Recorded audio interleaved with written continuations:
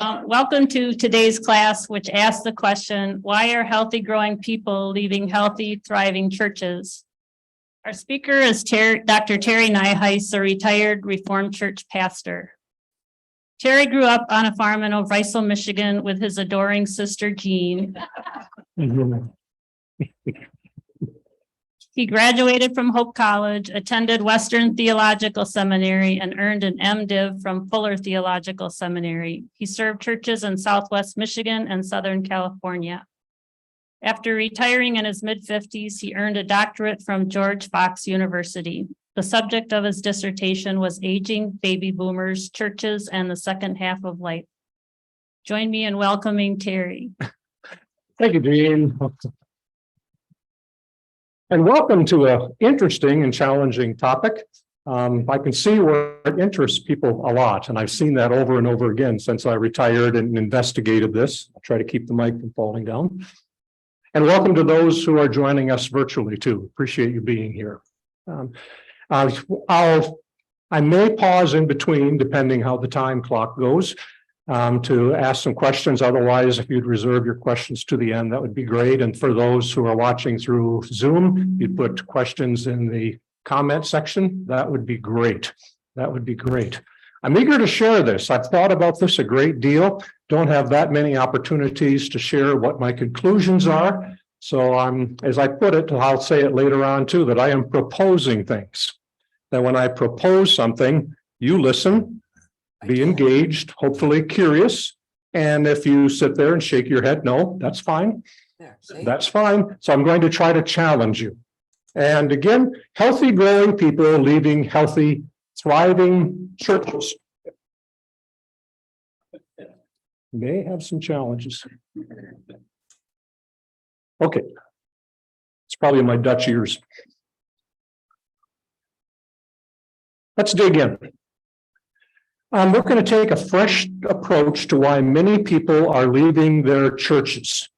And we're not looking for what's wrong. That's not the way I think. What's wrong with churches? What's wrong with people? Do people need to be fixed? Are churches doing something wrong? Are they broken somehow?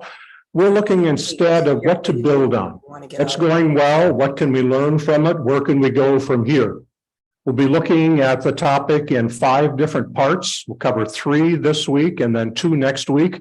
First, look at some church participation statistics, looking at the best data I could find from various surveys. And so how many people are leaving churches?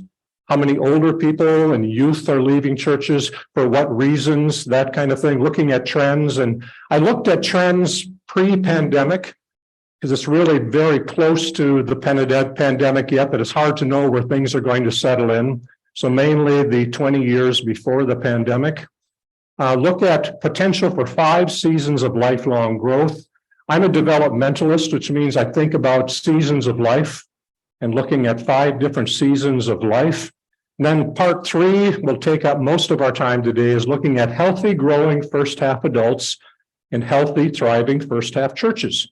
Why do we thrive in a certain season of life? Why do things go so well? Why did I function so wonderfully in churches, so comfortably, so harmoniously as a pastor and as a participant for much of my life? And then in my 50s, something shifted, where I was a pastor really at the height of my career, and I was teaching things, and all of a sudden it occurred to me, I don't fully resonate with this anymore. And being married to an attorney, I had the opportunity of retiring early. I've also talked with pastors that don't resonate as easily, but they don't have that opportunity. It's a tougher time for them. Or for people in churches that grow out of sync a little bit with their churches, but in a small community where it's hard to move on, struggle some. And next week, we'll look at the lost resonance between healthy, growing, what I call second half adults, and thriving, healthy first half churches. What happens when resonance is just lost? And at the end of next week, we'll look at options, challenges, potentials. First one, church participation statistics. And you are welcome to take notes on this if it helps you engaged. I also have handouts for each one of the parts that'll be emailed to you in a PDF form. I also have a dozen copies here if you feel uncomfortable receiving it through email. That way, most of these statistics are there. And also where I got the statistics. So you can actually call up the sites yourself and look at the surveys and see if I interpreted them the way you interpret them and so on. Okay, they're based on statistics, are based on surveys and articles by 3 different groups. Gallup, you've probably heard of Gallup research, especially 5 articles that were written between 18 and 21. Pew Research, especially 5 articles there, and Barna Research that focuses a lot of their attention on the church and Christianity, 3 articles there. And I have references on that first handout for all of those. So you can go through and all the reports are free. So you can look them up and see what you think. Again, pre-pandemic. One of the discoveries from Gallup and the other research sources affirm this. The past 20 years have seen an acceleration in the drop off of U.S. church membership with a 20 percentage point drop since 1999. So 20% drop in 20 years. And I looked up on the Census Bureau and Statista, said that there were, population was 224, and that is for those 25 years and older. This means that 45 plus million people chose to become non-members between 1999 and 2019. And then bottom left, important statistics are for net changes. This isn't for people who left the church and joined another church, or for those who took a break and like they moved or something like that and then found another church. These are people who left and did not return, so they continue to be gone. 45 plus million. And it occurs to me, I can't comprehend that. That makes no sense to me at all. But when I knock it down, say 6,246 people that are 25 years and old and over drop out of church life every day for 20 years. So that many leave net, year after year, decade after decade. And the little statistics I've seen with pandemic, tentative yet, but that trend continues, people leaving. The Barna Group reported 2017 that 34% of U.S. adults were de-churched. And in the bottom left again, they were formerly attended church, were formally engaged, but have not attended even once in the past 6 months. And that would be other than for a wedding or a funeral, something like that they did not attend. So I think about that sometimes when I'm or sitting in a room like this. This might be an unusual statistic, but it might be that, say, if you look around, 1/3 of us are de-churched. Or I sit in a restaurant and I look at that and think 1/3 of these people used to be engaged, they no longer are. So it's a humbling or getting a little bit of feedback up here. Don't know what. Okay. So who's walking out of local church life? Which groups of people are leaving and what kind of numbers are they leaving? There is a common misconception that virtually all of the people who are leaving church are young people. Yeah, people are leaving churches like crazy, but they're youth. And make no mistake, young adults are leaving churches in droves. And I love this one quote. It's shocking, but true.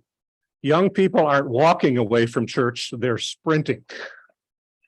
The Barna Group estimates that 80% of those reared in the church will be disengaged by the time they are 29 years old. A sobering statistic. Most just don't continue. Church somehow doesn't engage them in such a way that they continue on. But then if you do a Google search on people leaving churches, especially for youth, you'll come up with all kinds of articles. Hundreds and thousands of articles of people exploring why are our young people leaving churches.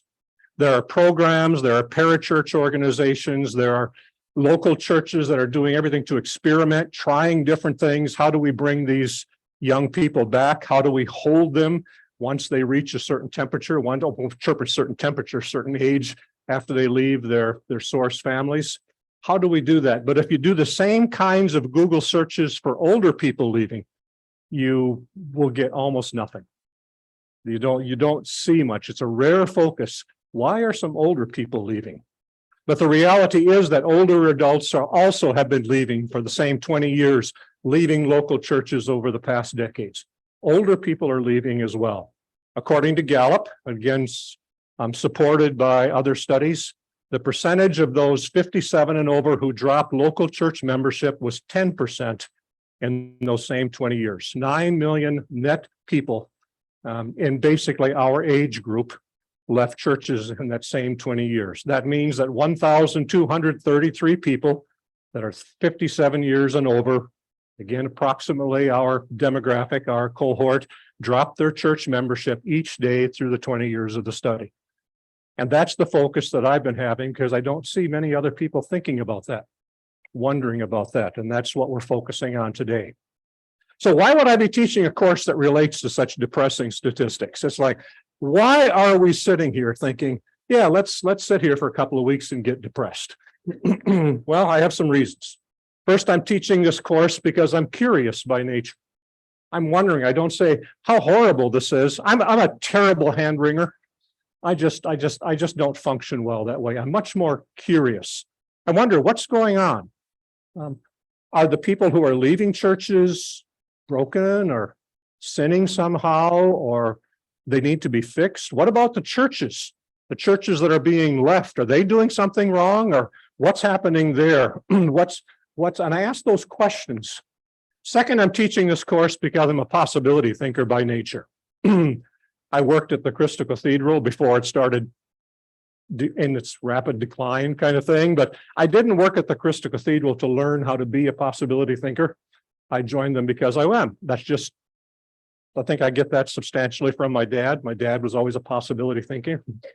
But I wonder, what can we learn from this? How can we build on this? What's happening well with the church? How are things going well? What can we build on it? What is the Spirit up to? I love that question.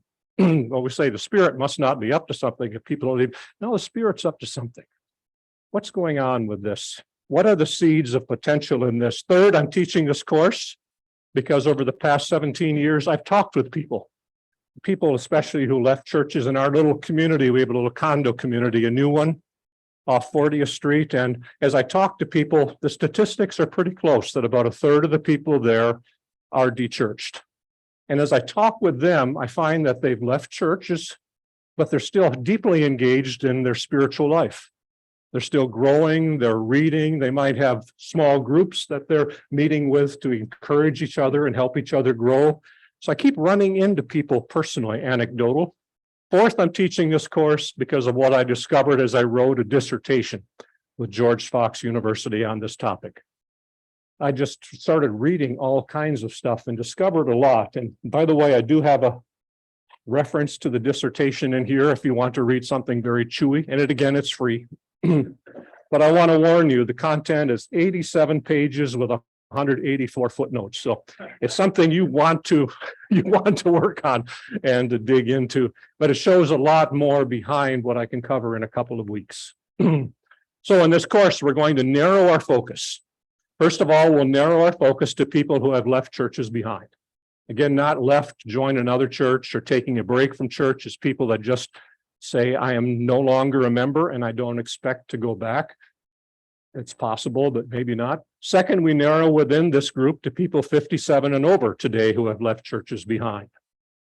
And then narrowing even further, there are lots of reasons why people 57 and over might leave churches, knowing that there are a lot of reasons for it. It could be irritation, conflict, politics, not liking the pastor, not liking the members, or not liking church people, prefer to be with non-church people, which not totally impossible to understand because community is messy. So sometimes you just want to leave the messiness of it. Could be because of abuse, physical or psychological abuse. People leave because of competition of other activities. It's like, oh, I'd much rather do this on Sunday morning. I'd rather go to brunch, or I'd rather do this. So they get distracted and get into something else. Burnout. I talk to people in our demographic that leave churches because they're just tired. They've taught for 100 years. They've served on consistories and boards, and they've done all this kind of stuff. And they just want to break. I'm done. I'm done with this. Empty nest. There are those who are engaged in church for their kids.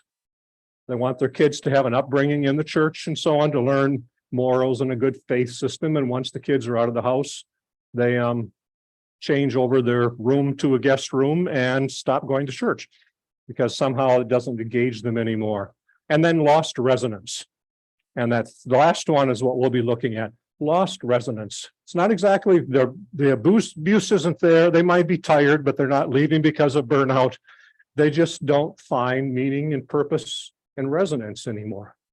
And these are healthy people. They're still spiritual. They're still growing. Churches, they can't say, what did your church do? Nothing. The church continues to do what it's always done. Just lose resonance. Just don't stick with it. Okay, and then to set ourselves up, part 2, we'll look at our potential for 5 seasons of lifelong growth. And this is a developmental perspective toward lifelong growth. Our potential to experience 5 seasons of growth, transformation, and human development. And it's a different way from the way our culture sees it. Here's my perspective on lifelong growth. The first 3 we're very acquainted with. There's a childhood season where there's growth taking place and certainly all kinds of expansions. There's adolescence, that tumultuous, I put that in purple because that was a color. I thought, yeah, tumultuous, a lot of changes, the hormones kick in, social expectations change and so on. Then there's first half adulthood, what most in our cultures would just call adulthood up to midlife, just that younger adulthood. Then something I call half-adolescence, and then with a second adolescence, which many people, surprising number of people experience. It's like something changes. I have all these questions. Why, when I sat in church before, was it very comfortable? Now I don't feel as comfortable. I have all these questions. I don't know where they're coming from. So basically, if adolescence is a time of hormones and huge physical changes, then half-adolescence is a time of questioning and expansion and pushing at boundaries, and then a second half adulthood. Now in our culture, I believe the dominant approach to lifelong growth is more this way. Have a childhood, adolescence, and earlier adulthood of lifelong growth. Then at midlife, we're supposed to be mature. So you'd say, I'm mature. By the way, you can call me old. You can call me elderly. You can call me ancient. You can call me anything because I'm all those things. But I just had a birthday, by the way, so I'm feeling it. But don't call me mature. I don't want to be called mature, because that means I have no place to go. And by the very fact in this demographic that we're here learning and taking courses and wondering, I would suspect most of you understand what I'm talking about. But in our culture, once we get to midlife and beyond, we're expected to be a mature adult. Now, we might learn some things and be curious, but it's interesting to me that, at least in our church growing up, when you got into the oldest demographic in the church, still studied the Sunday school guide. I'm thinking, oh my, that's the same thing that they were studying decades before. Have they not changed? Are their questions not different than they were before? Are they not wondering about different things? What about getting into the mystical side of faith to understand the mysteries and non-knowing? But our culture says we should, and this demographic, there are those many in the culture that believe we're sitting here mature people. I give you a great compliment. I don't see any of you as being mature. I believe you have things to learn, ways to grow, spirituality to experience, questions to wonder about. So I'm looking at that wedge there, that blue wedge, a generally misunderstood, dismissed, and unsupported growth that many of us adults in Western culture are experiencing. Those new arenas that we're expanding into that people don't really understand. When I first retired, I did some searching. I visited several churches. We moved from California back here, and I visited several churches. I visited Evergreen Commons and so on. And I asked for every which way I could think of, do you have a university for healthy old people? You know, just to help me grow and wonder about things and ask questions. And what they normally did was say, here are some trips, which is lovely. Or the ironic thing says, hey, why don't you take these estate planning courses? And the irony is that my wife is an estate planning attorney. So it's like, no, I'm talking about growth. I'm talking about expanding. I'm talking about wondering, something that HASP helps us to, but isn't exactly HASP's central focus either. You know, just in terms of spiritual development or human development. So that's that area. It's unsupported. Now, half-adolescence and second half adulthood is not a brand new idea. Now, it might be new. Half-adolescence is a new label. If you Google half-adolescence, you're not going to see it because I just made it up. I thought it was a cool term, so I made it up. But they call adolescence, have called adolescence and second half adulthood by many different names. And these are studies or people experience it, and all these different names for the same thing. We call them mystics, sages, elders, gurus in a different tradition, saints, enlightened ones. And on the negative side, more wizards, witches, and heretics, because people didn't understand what they were talking about. Then some more recent studies, Maslow, in this pyramid called people in their adolescence and second half of life self-actualized. Erik Erikson named it an integrity and wisdom seasons. Ken Wilber, centaurs and superconscious.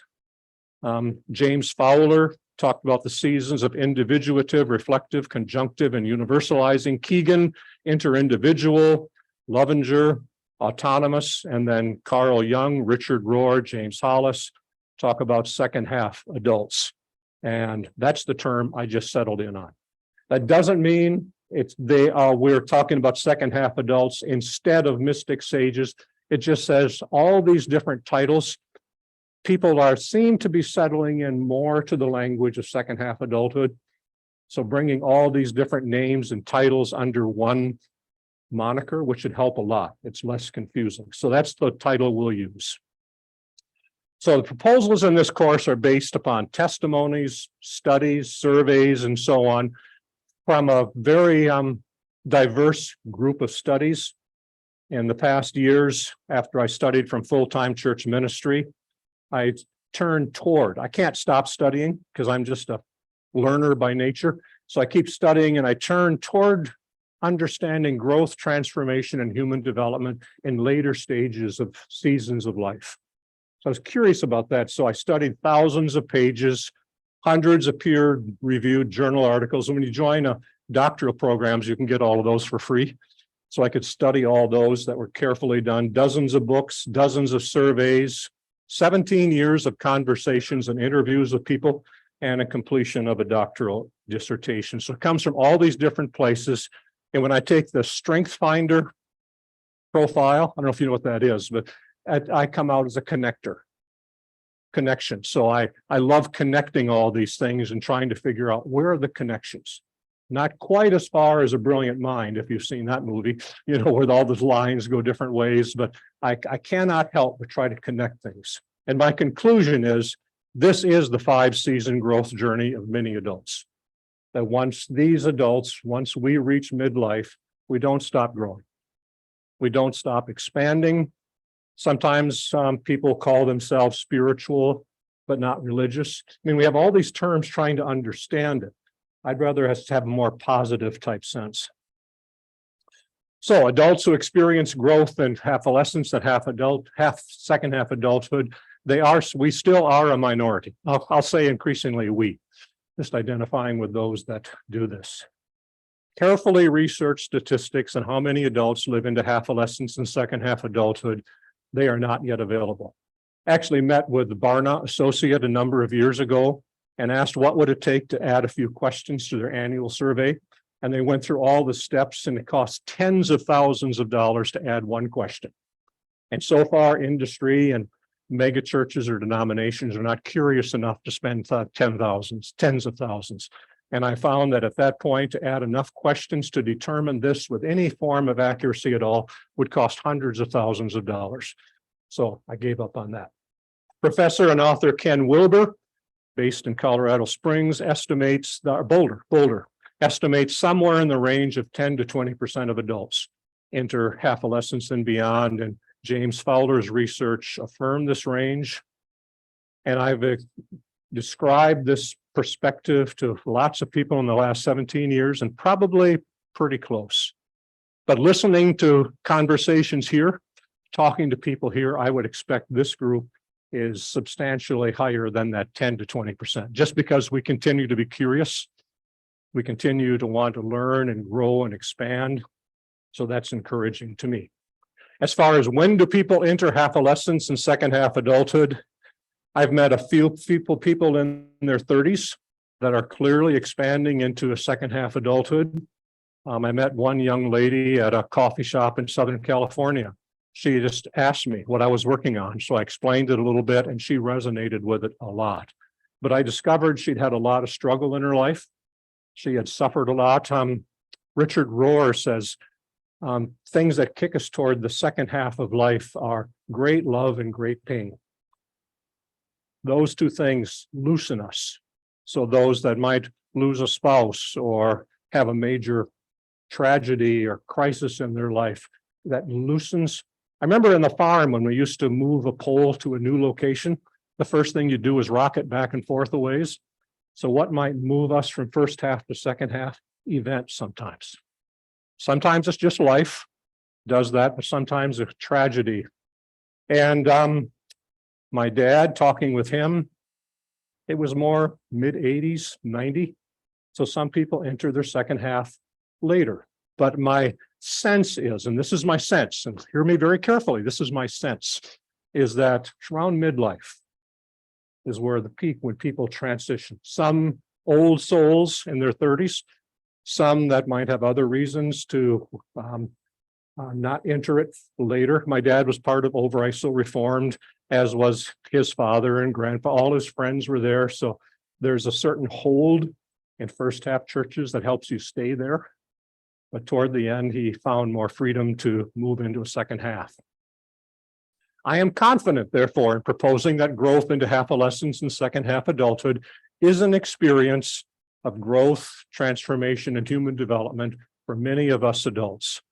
But as I do so, I'm going to quote the Buddha, which is part of second half, because pastors, Christian pastors in the second half of life quote Buddha.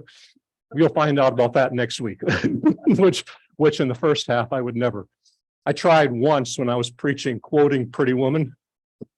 Pretty well brought the whole place down. It's like, the part where sometimes more isn't better, sometimes more is just more. I thought I was going to be run out of town. But anyway, that's another story, which is the reason I was not a good pastor or senior pastor. But he says, don't believe something just because somebody tells you to. Tells you it's true, or you read it in the scriptures. Don't even believe what your teachers tell you, even if they have a lovely PowerPoint, unless your own reason and experience confirms what they say. So I encourage you to keep your own emotions, your own experience, your own wondering engaged, and feel free to shake your head no. Feel free to wrinkles vertically usually means you're curious. The other way, feel free. I hope you do so. Then part 3, healthy, growing first half adults in healthy, thriving first half churches. Asking the questions before we move on, how do we lose resonance?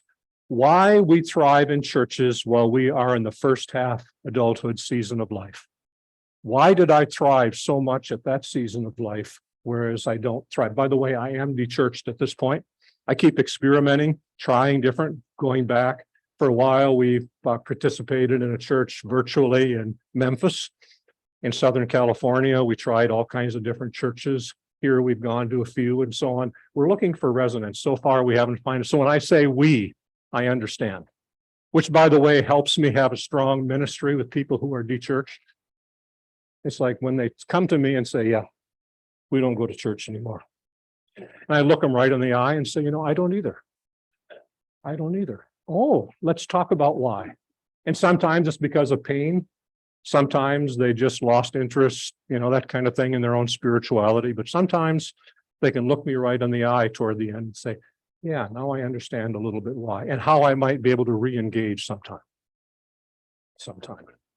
Okay, so we're looking at the third part. In this part of the course, I propose that churches are led by, populated by, and designed to support people in the first 3 seasons of lifelong growth, but not seasons 4 and 5. That's a proposal, and I'll put it strongly. So children, adolescents, first half adults thrive because churches are designed to be that way. I was a pastor and thrived as a pastor when I was in my first half season of life. Did very, very well with that, thrived in it, and had a ministry that I think was very effective and helpful. And that adults in first half adulthood season of life resonate in first half churches. It just goes well. In part 4, next week, we'll explore what's been happening when adults grow beyond the ministries of first half churches.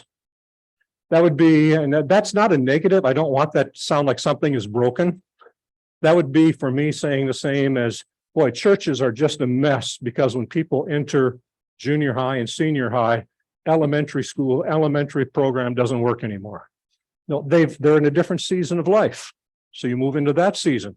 And at a certain point, you expect that adolescents, when they enter young adulthood, will enter a different department, a different mode of doing that. So we'll look at that next week.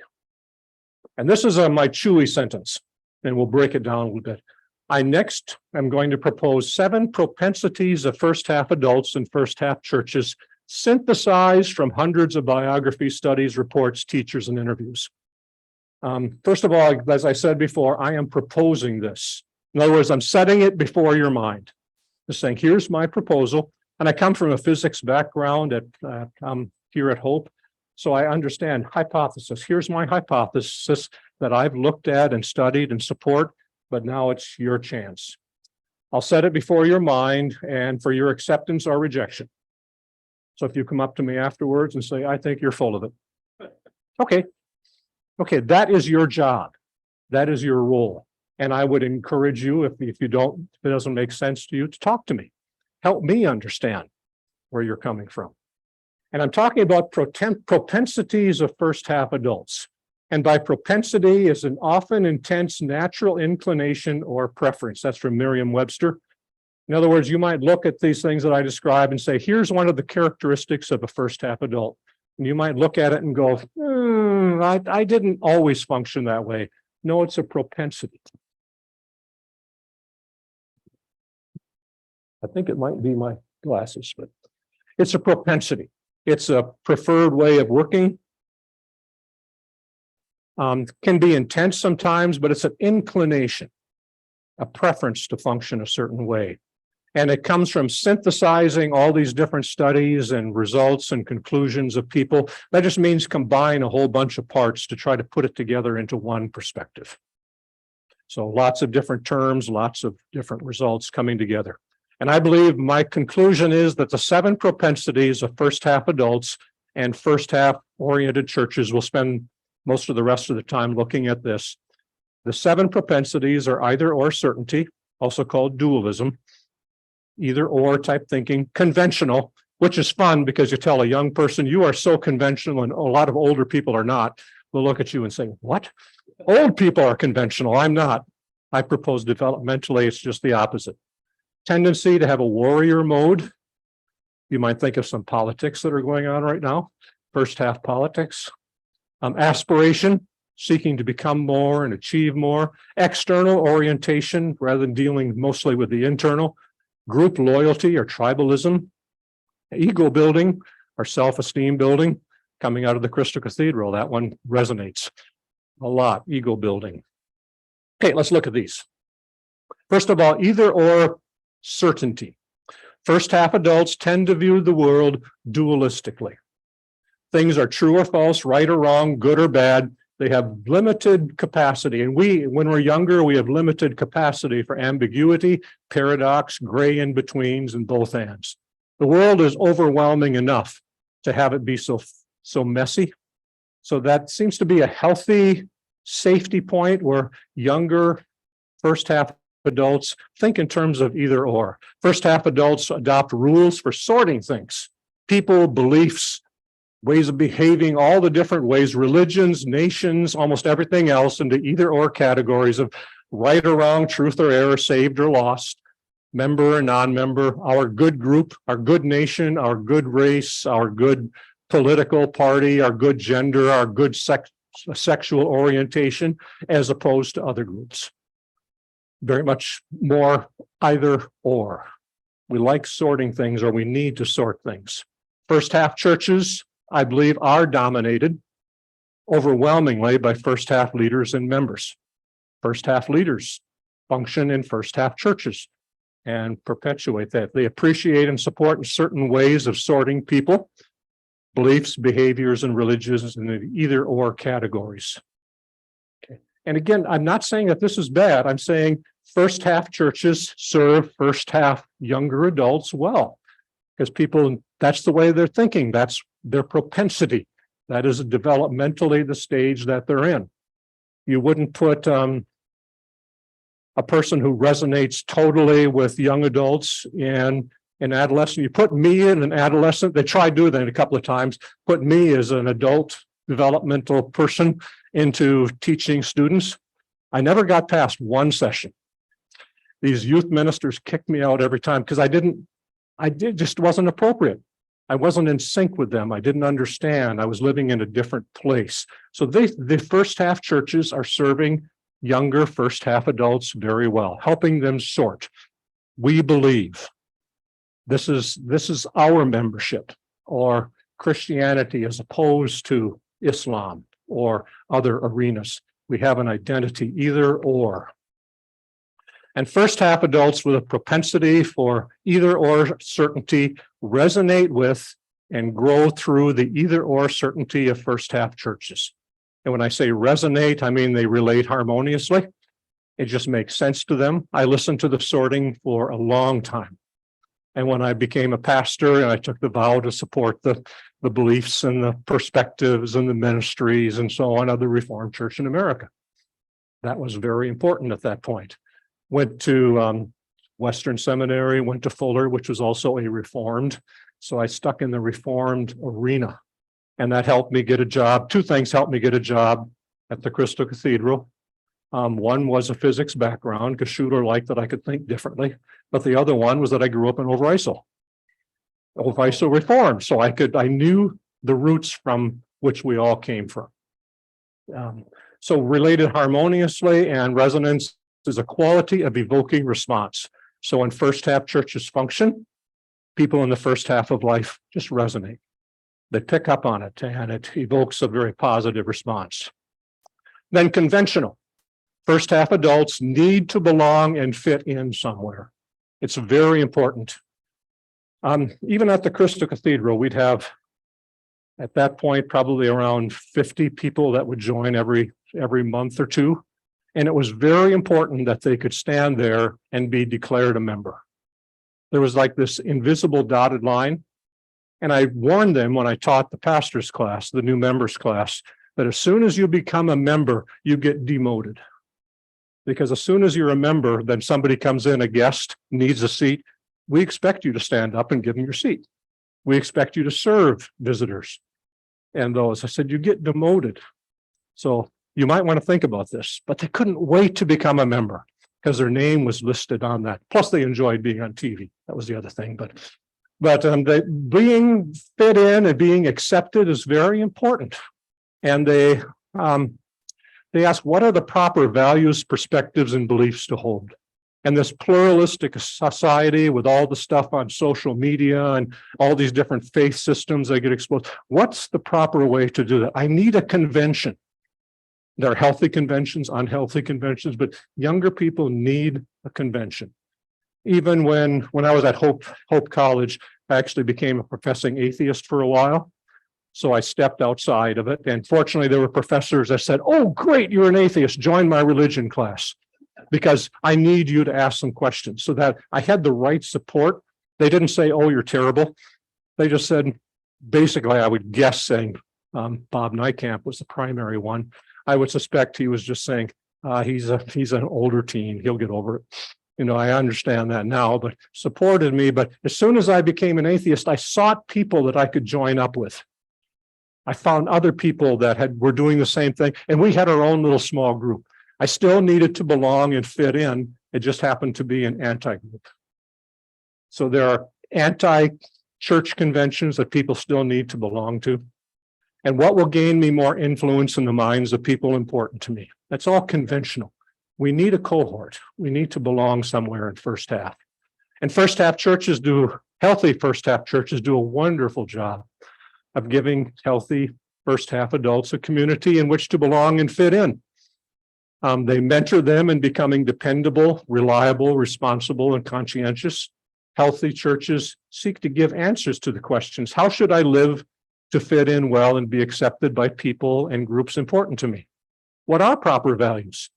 Out of all these different values, and I'm so grateful for the churches that nurtured me in those younger years, that helped me find a convention that enabled me to grow and thrive, have some safety, but also ask some questions, but also understood where I was going through. Very important.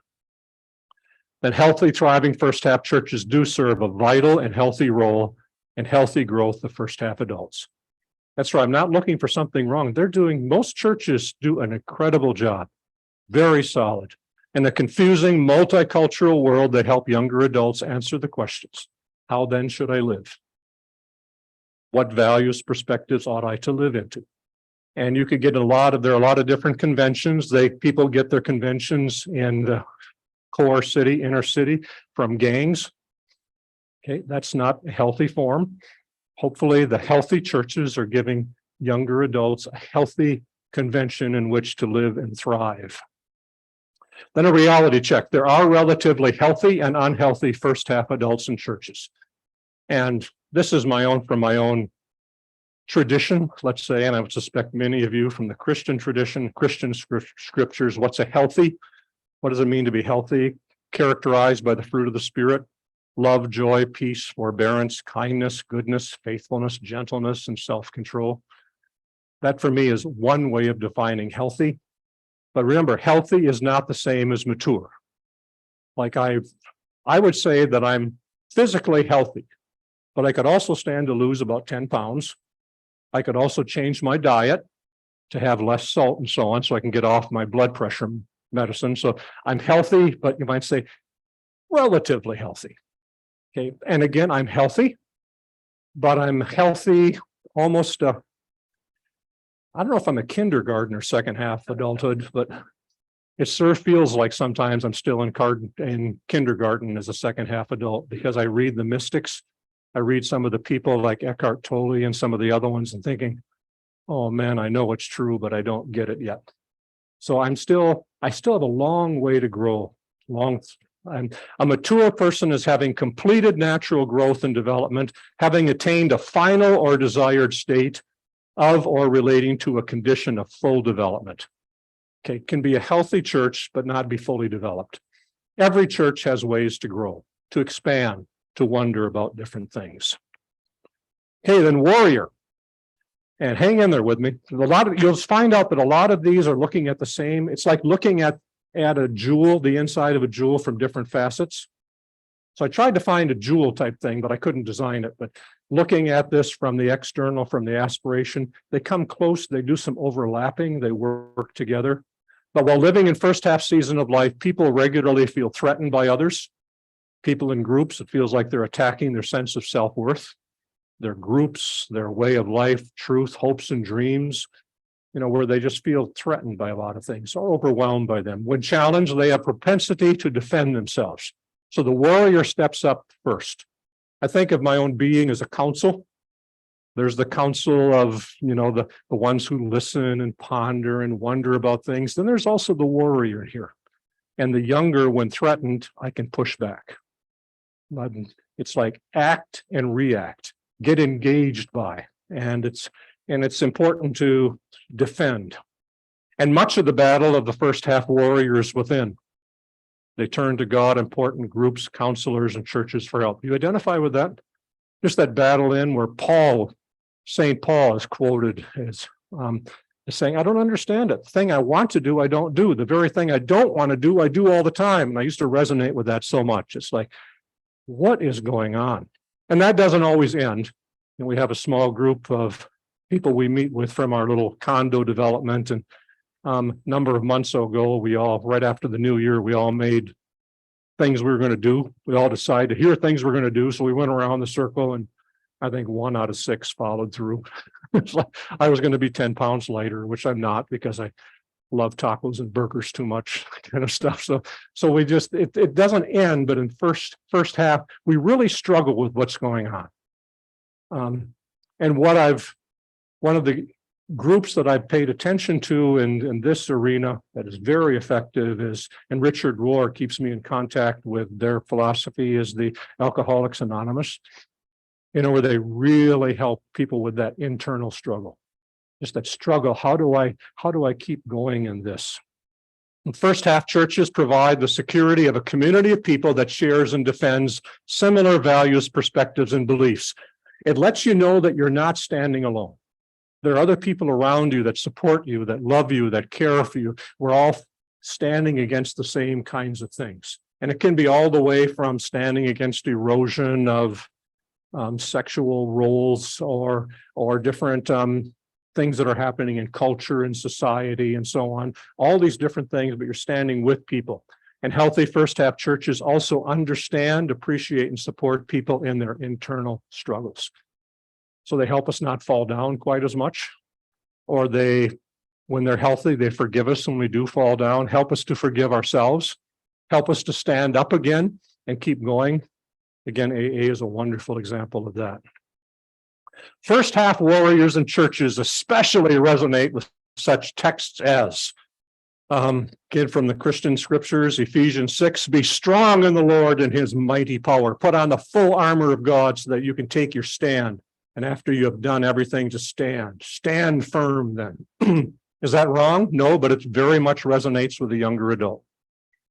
Where the older adult says, yep, can stand, can also listen, can also sit, can also let be. But in that first half of life, that's the first response. Then Matthew 28, a different sense of warrior, the Great Commission, words attributed to Jesus, all authority in heaven and earth has been given to me. Therefore, go and make disciples of all nations, baptizing them, moving them into your group, identifying with you in the name of the Father, Son, and Holy Spirit, teaching them to obey everything I've commanded you. And surely those are first half, those are warrior texts. And when you enter the second half, we'll talk about this much more next week, but you don't stop being a warrior, but your warrior becomes one person in the council, not the first responder to different threats and so on. But aspiration, first half adults have a propensity to strive, to reach, to yearn, and work hard to achieve. Those words that bring up memories to you, that struggle in younger to achieve different things. They aspire for more, to make more of a difference, to achieve more, to become all they can be. Noble quests, wonderful. They hope to establish a strong identity, home, skills, knowledge, wealth, standing in the world, and security. I'm tired just mentioning all those as I remember. They ask, how will I acquire what I need and want, what others expect of me? Then they go for it. So it's an aspiration time. It's a time to aspire not only for things, but also position and making a difference, making the most you can. As with most characteristics, the healthiest, most helpful way of acquisition is the middle way. And that comes from Buddhist friends, Buddhist teaching. There's a middle way that is between unhealthy, destructive extremes. At one extreme, a person with no drive to build, grow, no desire or ability to aspire, they become a burden.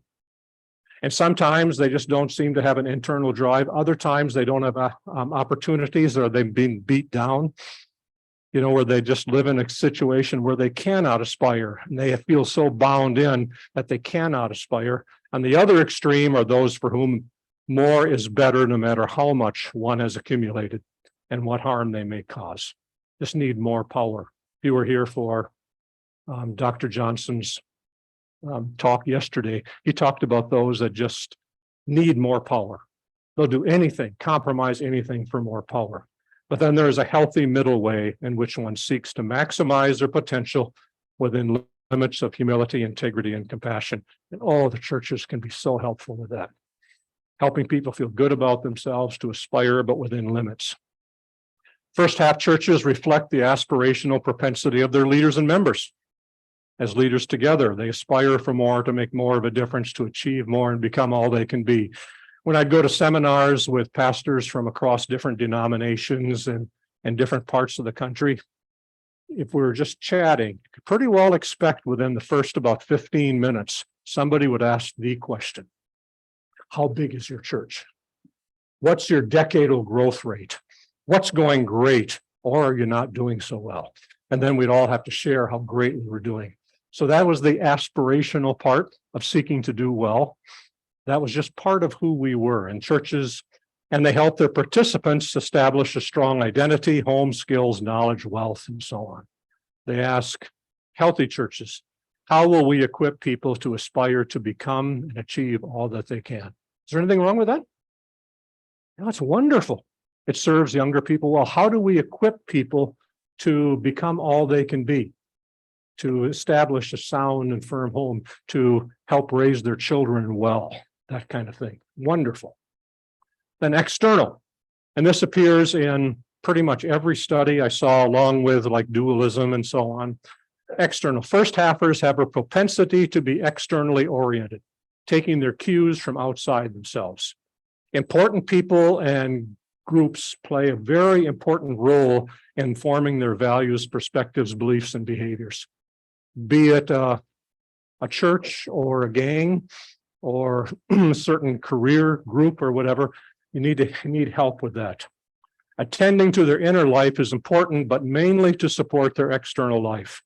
Remember when I was somewhere around 40, I was already experiencing burnout.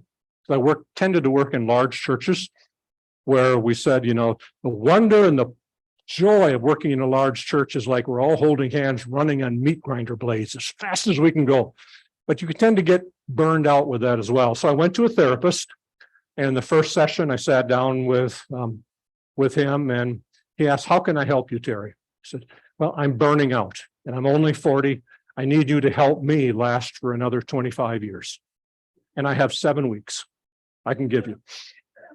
And I learned something about therapists. Therapists sometimes laugh at you. He laughed at me and said, 7 weeks, huh? Yep, 7 weeks, because I had to get back at ministry. I didn't have time to drive to a therapist and sit there navel gazing. That didn't make any sense to me. I just needed to get fixed and get on with it, kind of like having some surgery.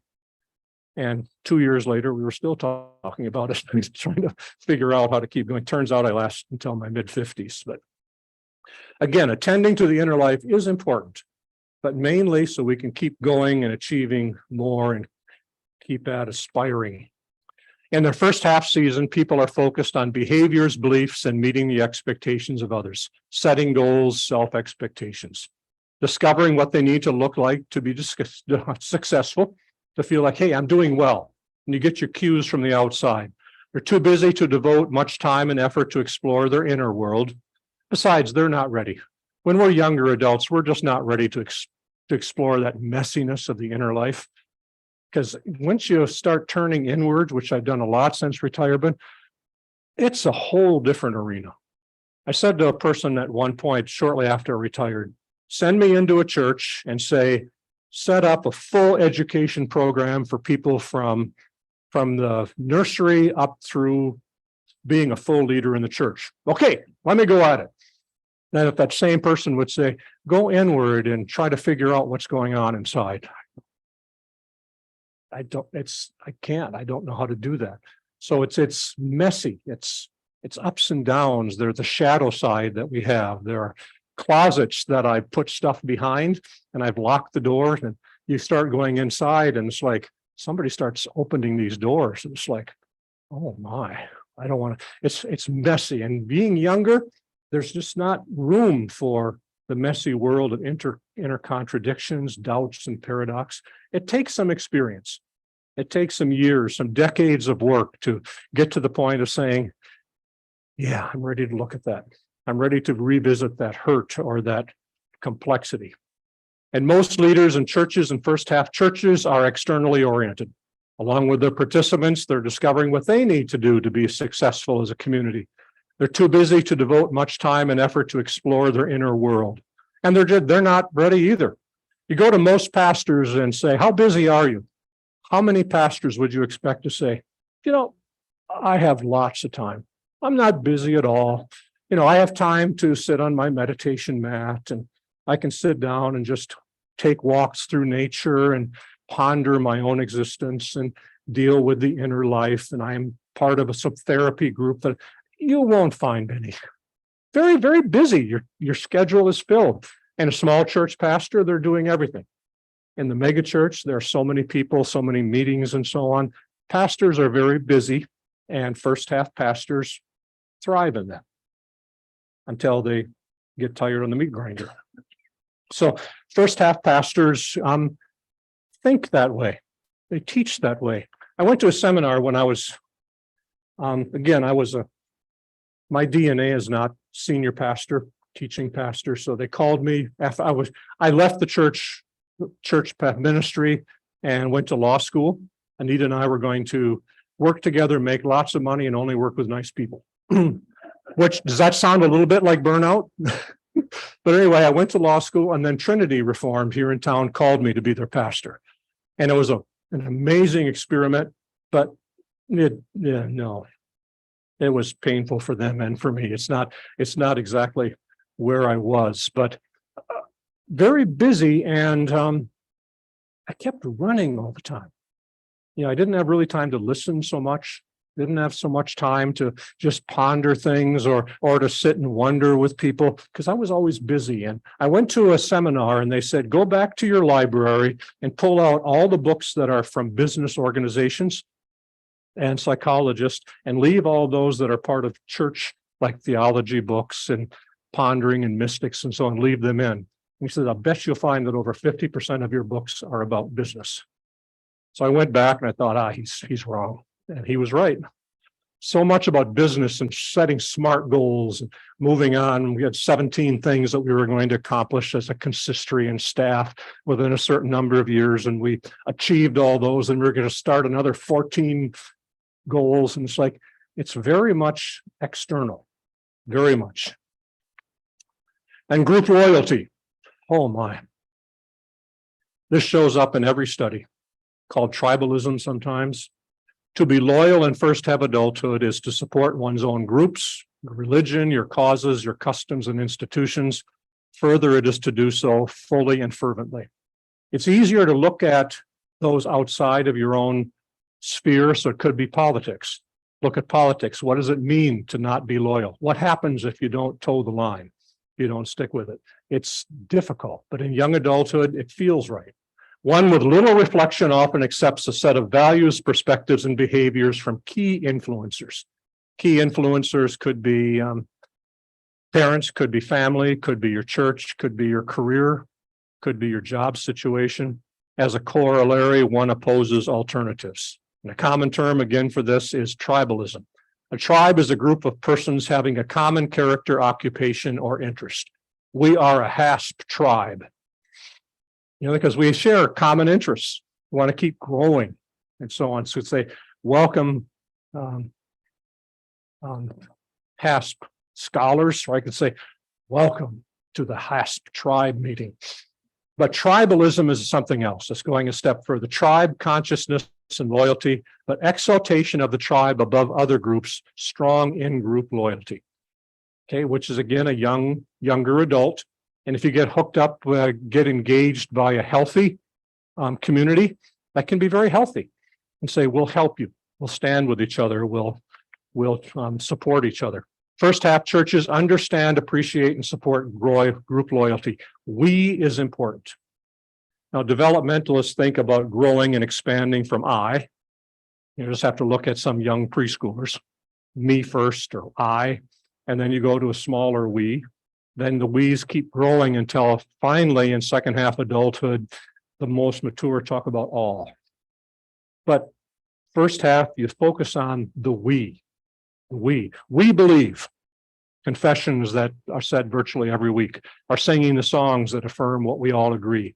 We accept creeds, confessions, biblical interpretation, traditions. We show loyalty to the witness and work of our faith tradition.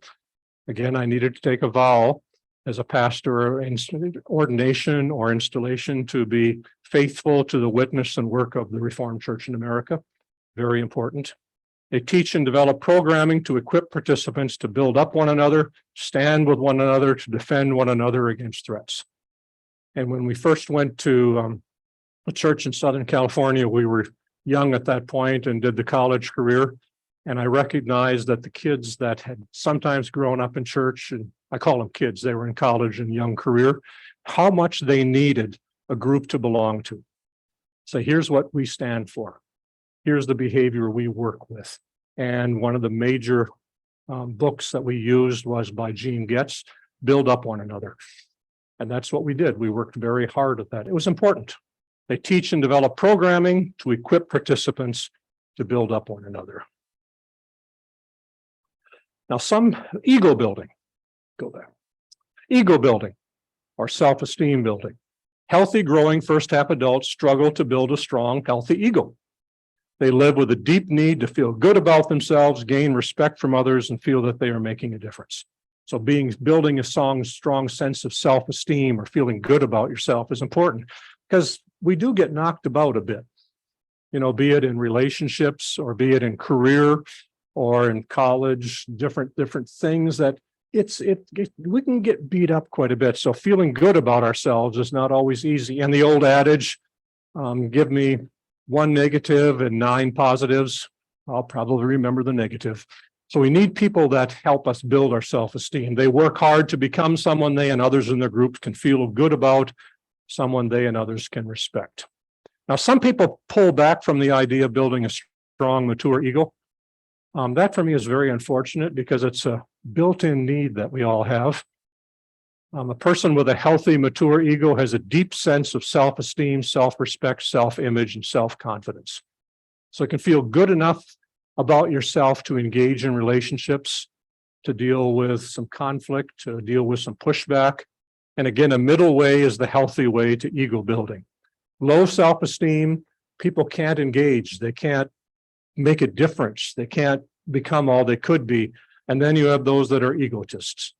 They deal with egotism that, their ego just goes way off the chart. Everything's about me. Everything's about centered on me. And none of us can think of anybody who might be that way. Healthy first half churches help their participants build a strong, mature ego. I believe that is a major role. That Jesus loves you and so do I. I mean, 1,000 different ways of putting it, but we accept you we love you just the way you are, and will help you to become all you can be. All those different statements, they help give members a sense of well-being in relation to their God, others, and themselves. And unhealthy first half churches, on the other hand, may either abusively attack their participants' sense of self-esteem. That would be focusing so much on original sin or total depravity that's all you hear. What a sinner we are. You hear that week after week, and after a while, you believe I'm just a mess. Or as we used to say, we're like an onion. You peel off all the layers, and eventually you get to the center, and it's still an onion. This is like, or the song, "Oh, how he loves you and me. Oh, how he tolerates me." Just that sense. That's the one side. Be careful. We're talking about original sin, but also original blessing. Total depravity and the spirit-filled life. So putting them together. And on the other side, it's ego building with little support for humility, shadow side, and compassion for others. So again, the middle way. So looking at all those together, did pretty well on timing.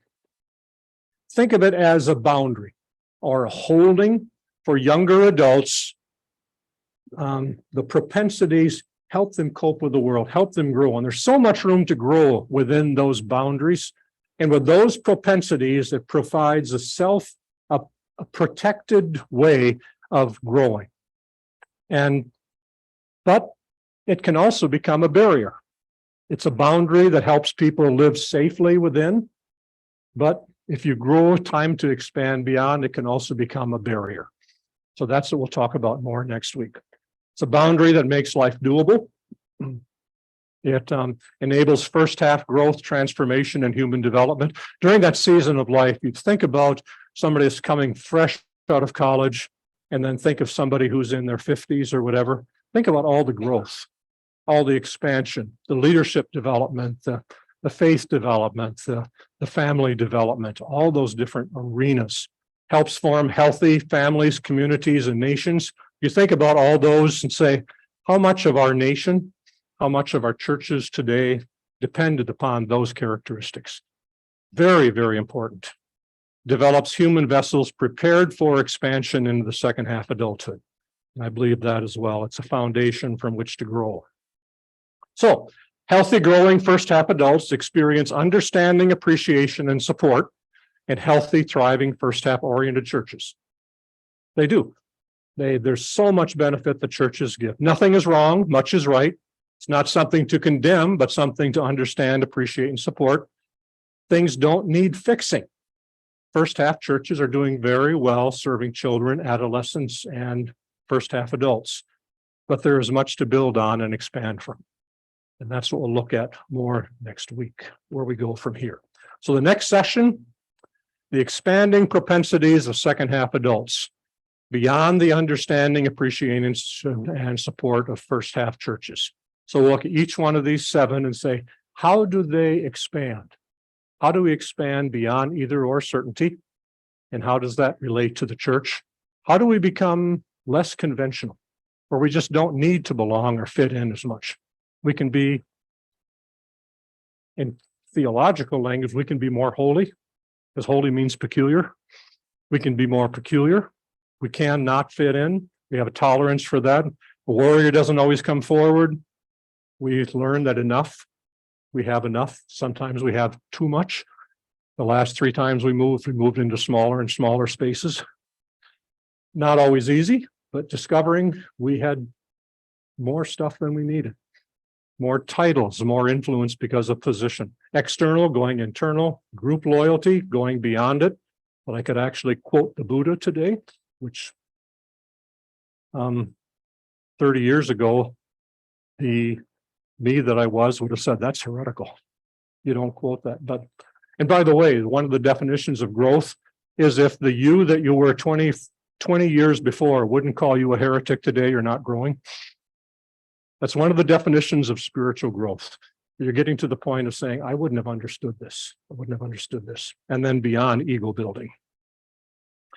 And another way for next week, why healthy, growing second half adults are leaving healthy, thriving first half churches. We'll look at what's happening there. How half adolescents and second half adults grow and expand beyond the understanding, appreciation, and support of first half churches.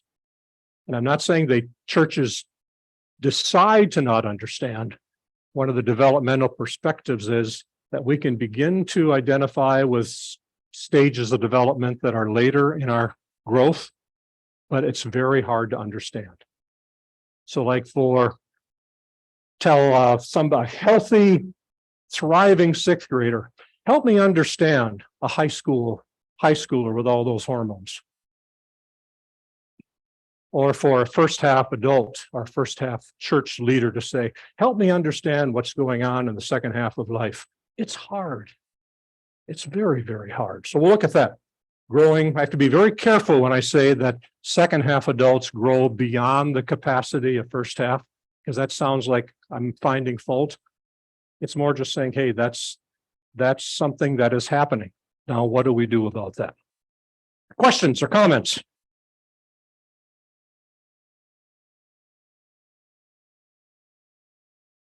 Okay, we'll start back there.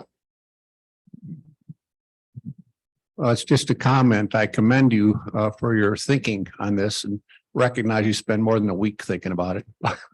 I did. I have. Some would say obsessed, but yes. Next.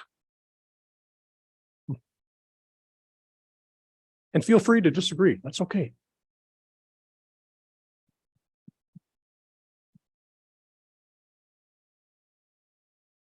I'm with you so far, but when I think back to when I was growing up, the older people hung on to their beliefs. They refused, were afraid, evidently, to go out of the boundaries that they were used to, that they had been taught. I remember that when I was still at Fourth Reformed Church, if you got pregnant, you had to go in front of the consistory and admit your sins, because those older people were not ready to grow and thinking young people have enough problems. They don't have to come and bear it all in front of us, kind of thing. That's just one extreme. But, and then this idea of sin. I was scared to death. Anytime I heard the cows walking near my bedroom window at night, I thought sure the second coming was. Yeah. Yeah. And as I said, the best estimates I can see is about 20% of the people actually go into the second half. That says that 80% remain in. And part of it is, I think there are more and more people moving into the second half because communities are not as tight. I mean, when you were born in Overijssel, went to church in Overijssel, went to Hamilton Farm Borough or the Overijssel, where there's a lot of peer pressure. to move in and become peculiar was very, very difficult. Very difficult. So, but most adults in our culture say that once you reach that dualistic warrior or sticking with the beliefs, the tribalism, that kind of thing, once you settle into midlife, then you live maturely that way. It's a mindset. And I encourage people, and I think we have more freedom. I've said a couple of times when my dad was like in his 70s, where I am now, but as I was discovering this, to encourage my dad to move into the second half, that's something that had to happen internally. He had to be ready as an over-isolite to do that with all his friends. He just had to be ready. But you're right, most people, if I went to a very different group and presented this, the response would be very different. Very different. Yes.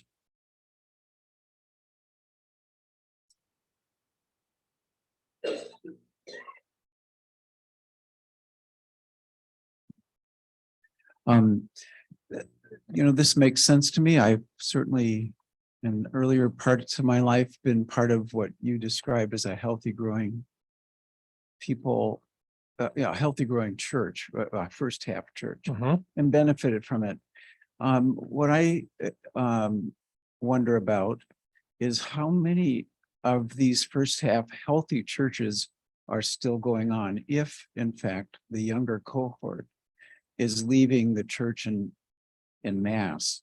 Yeah. And is it that I was a preacher's kid, a chaplain's kid, grew up in the church, so I've been moving along here in these stages, but and I certainly can go back and say, it was beneficial. But there's a huge group of young people who are saying this healthy church, first half of life church, is not for me.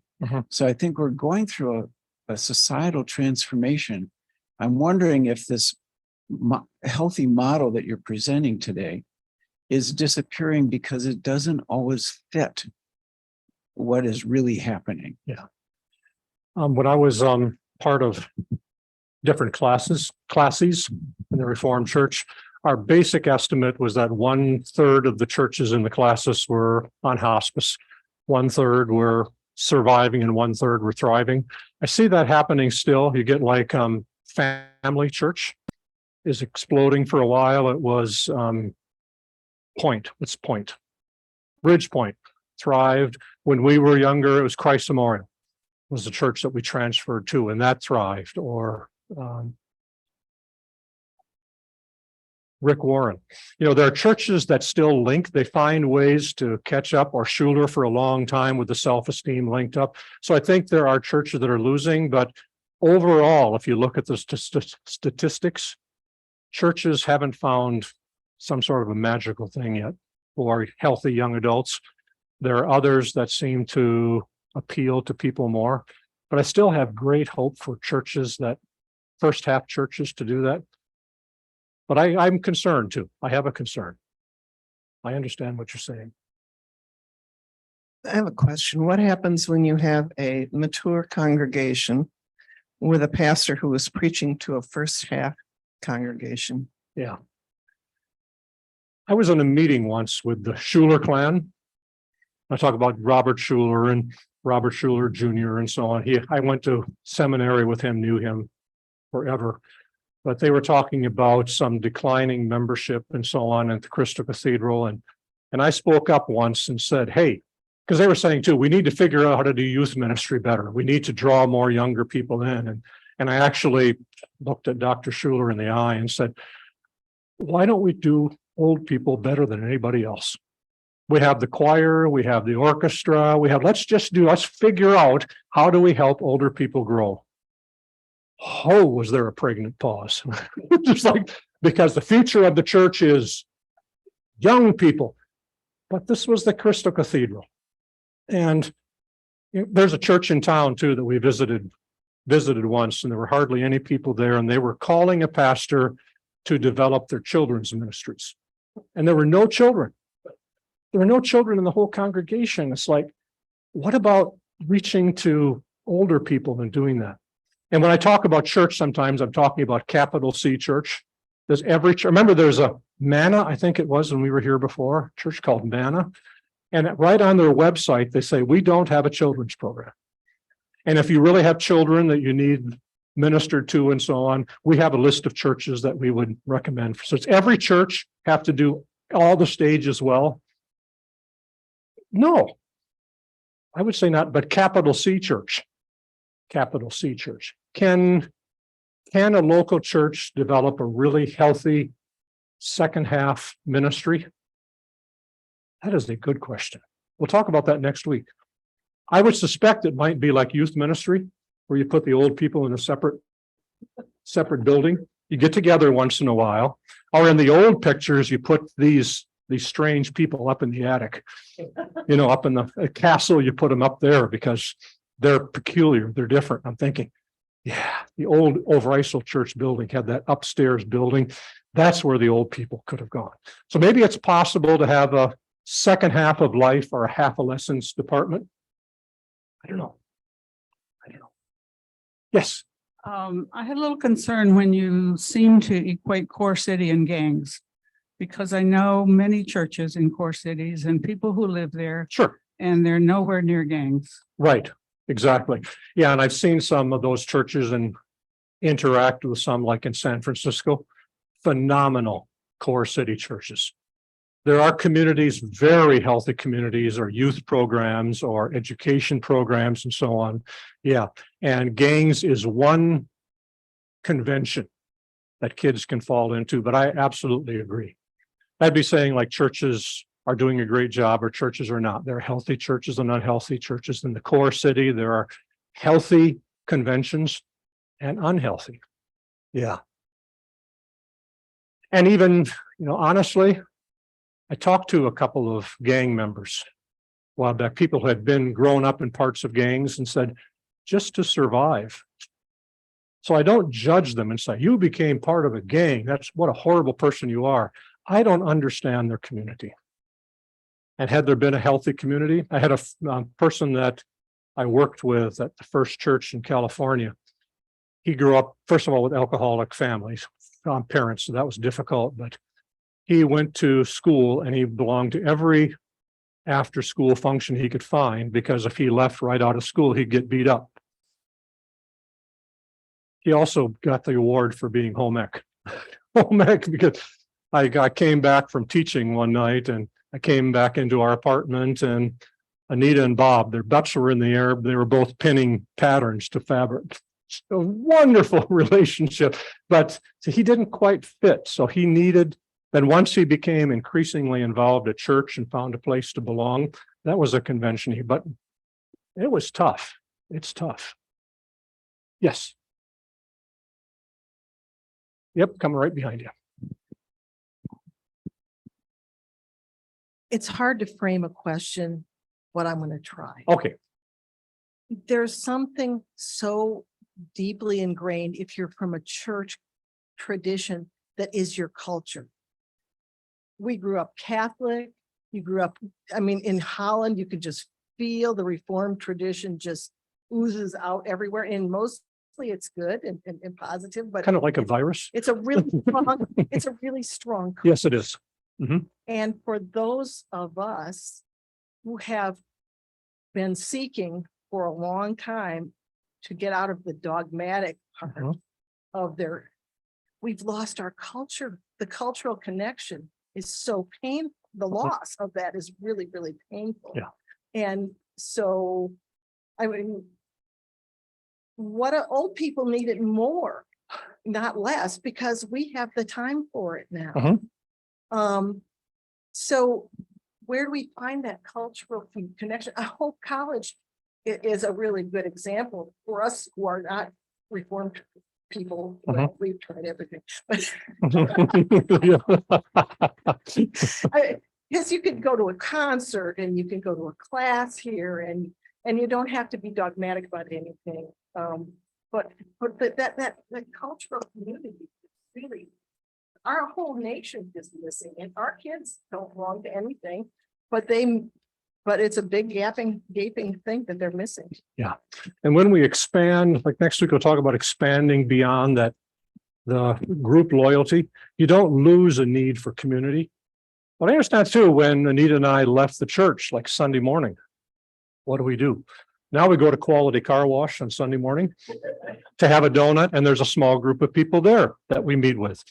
That they're sitting at a table right next to, and I have my Wednesday morning breakfast every week, and my sister is also a corrupted second half adult, so we get together like tonight, and there's some people so we're searching for community too, but it's disorganized, it's diverse. So I dream of a second half church. And we've gone back to so many churches. We tried a Unitarian Universalist church for a while. We tried Hope Reformed. We tried Fountain Street. We tried all these different churches to find a place where we could resonate. And so far, we haven't found it. We're not giving up. We'll keep probing once in a while. Or if I was a first halfer, I'd say, I have the energy. I'm going to plant a community. And at the end of this course, I'll say, we're going to start meeting on such and such. And I think about that and I start getting dizzy. Because for one thing, I'm a kindergartner. Where do we find a mature, somebody who's been in this? Or the therapist that I went to for a long time, he gave me his meditation mat that he'd pretty well worn out. So he was way beyond the kindergartner.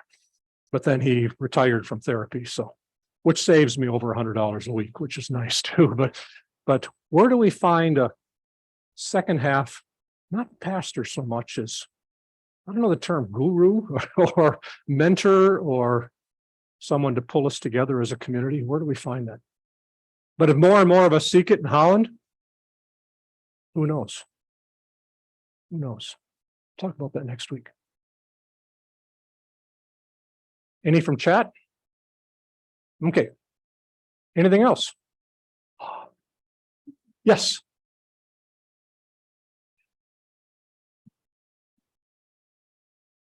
We're just thinking about tribes and tribalism and how there's aspects of tribes that certainly help the tribe, but they aren't helping the greater society.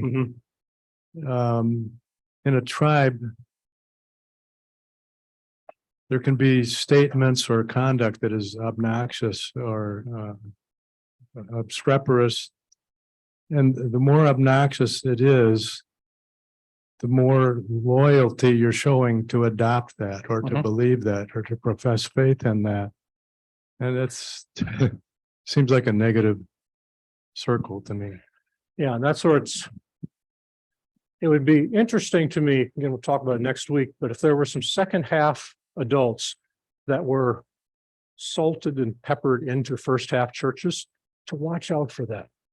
But they did a study. There was a study done that people that had a certain mindset, a certain tribe, they had them together a lot, and they got more and more radical. People who watch Fox News hours a day become more and more radical, or that Fox News tribe that operates within that system. I'm not saying but that should be wrong. I'm not trying to put a value system on. I'm just saying they become more radical. Or liberals, liberal elites, put them into an isolated group, and we liberal elites will keep moving. So that is the danger. And to have second half adults that say, let's put some boundaries on this, or let's think about this. I think when I was at Trinity Church, there was a group that met on Tuesday morning, called them the Little Old Ladies Group, because they were little and they were old. And they met every Tuesday morning, and it turns out they were the second halfers in Trinity.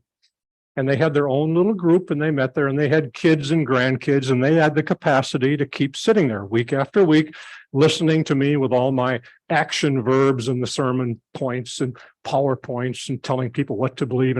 And they just sat there, very lovely.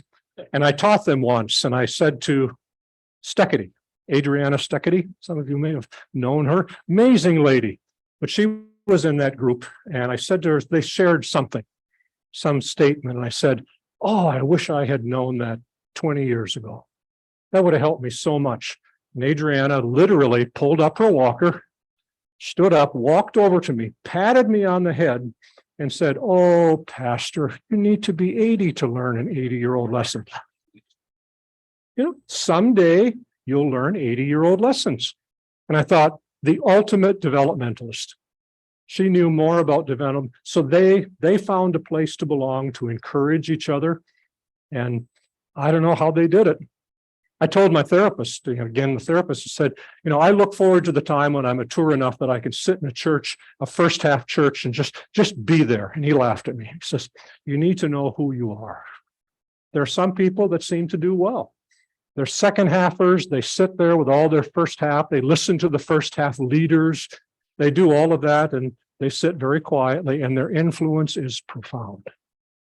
Or when families all lived close to, more so in Holland, Southern California, everybody was from somebody, so they lost the extended family. But just having some second halfers, there was somebody, a friend of ours, actually somebody from the group that lived with us for 4 years. That talks about a different culture than now.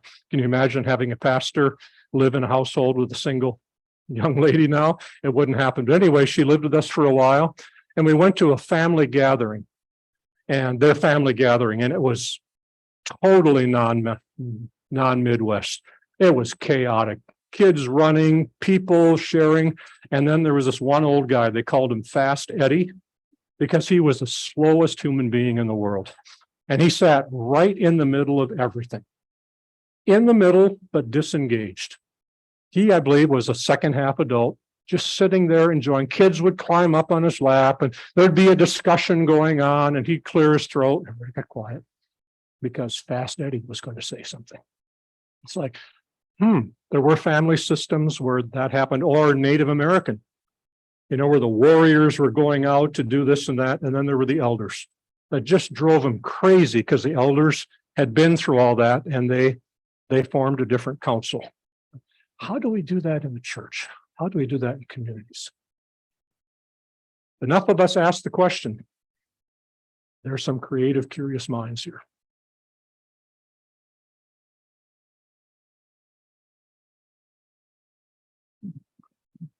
Yeah, you've been kind of feeding into the question I've been trying to put together in my mind, and that is the people in the second half, I think, have something to offer, obviously, that's not natural to the first half. And if we leave the church, then the church becomes poorer for our absence, first of all. And secondly, we're called to serve only ourselves. Right. So. Yeah. And that's the struggle. How do we stay engaged? Or how do we help churches expand? Or how do we find support in such a way that we can be, or who among us has the behavioral profile, let's say, of say, hey, you seem to fit well in that first church. Which people should stay away from it? That's a very good question, because I believe that's part of the maturity, that there are healthy first half churches, but are they fully mature? Are they whole? They're not whole until second halfers and half a lessons are part of that community somehow. Yeah. So I fully agree. I'm just perplexed by it. So bring your thinking hats for next week and say, Terry, you're missing the obvious. I'd love it. Thank you. See you next week. And there's some handouts here, and you should get some PDFs through the email soon.